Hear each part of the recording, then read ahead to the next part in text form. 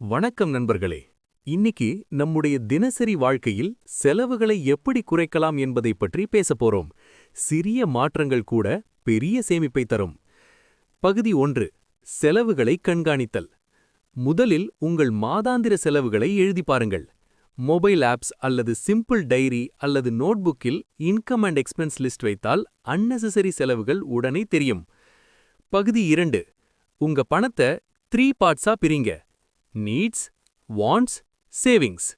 Rule: salary வந்ததும் முதல்ல savings எடுத்து வச்சிருங்க, அப்புறம் செலவு செய்யுங்க. ரிவர்ஸ்ல பண்ணாதீங்க.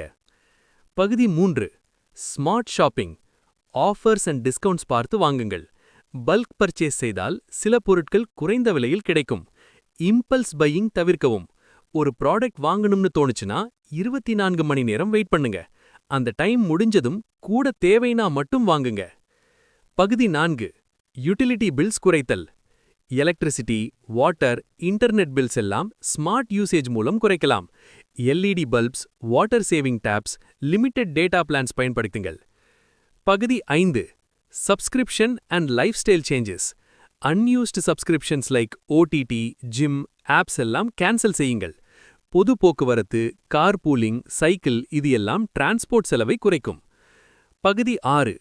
ஒரு வாரம் மட்டும் யூபிஐ ஆர் கார்டு நிறுத்திட்டு கேஷ் மட்டும் யூஸ் பண்ணி பாருங்க.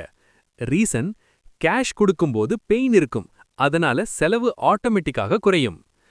நண்பர்களே, செலவுகளை குறைப்பது என்பது வாழ்க்கையை சுருக்குவதல்ல, புத்திசாலித்தனமாக வாழ்வது. இந்த வீடியோ உங்களுக்கு பயனுள்ளதாக இருந்தால் லைக் பண்ணுங்கள், ஷேர் பண்ணுங்கள். மேலும் நிதி தொடர்பான வீடியோக்களுக்கு சப்ஸ்கிரைப் பண்ணுங்கள்.